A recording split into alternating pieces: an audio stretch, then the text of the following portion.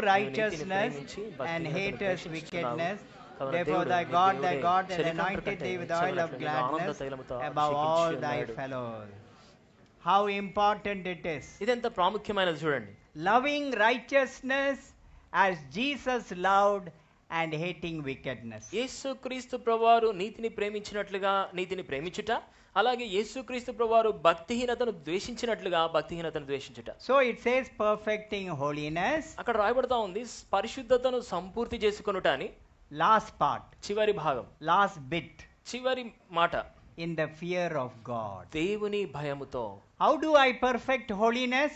ఎలాగ నేను పరిశుద్ధతను సంపూర్తి చేసుకోగలను? How do I move forward in my holiness? నా పరిశుద్ధతలో నేను ఏ రీతిగా ముందుకెళ్ళగలను?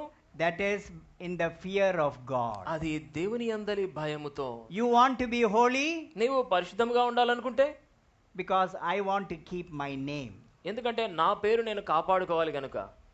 Everybody sees me must know I am holy. అందరూ నన్ను చూసేవారందరూ కూడా నేను పరిశుద్ధుడనని తెలుసుకోవాలి. Do you understand? మీకు అర్థమైందా? That is the wrong motive. అది కాని ఉద్దేశం లేదా తప్పుడు ఉద్దేశం. You want to be holy because you want to show others. నీవు ఇతరులకు కనపరుచుకొనుటకు పరిశుద్ధుడుగా ఉండగోరుతున్నావు. The intention is wrong. ఉద్దేశము తప్పు. The right intention is సరైన ఉద్దేశం ఏంటంటే progressing in holiness in the fear of God. దేవుని వలని భయమును బట్టి పరిశుద్ధతలో అభివృద్ధి చెందుట. What is the meaning of fear of God? దేవుని వలని భయము అంటే అర్థం ఏంటి? I don't understand in my human wisdom. నా యొక్క మానవ మేధస్సుతో నేను దాన్ని అర్థం చేసుకోలేను.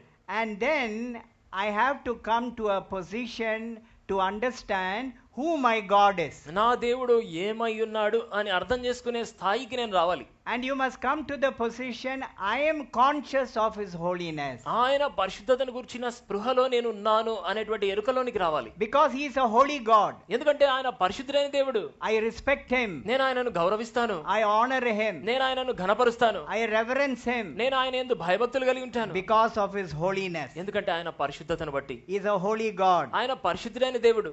And I want to tell you in closing that the fear of God is slowly slipping away from the life of the believer. ముగింపులో చెప్పగోరుతున్నాను ఏంటంటే ఒక విశ్వాసి జీవితంలో నుండి దేవుని భయం అనేది మెల్లగా జారిపోతా ఉంది. The fear of God is not a feeling.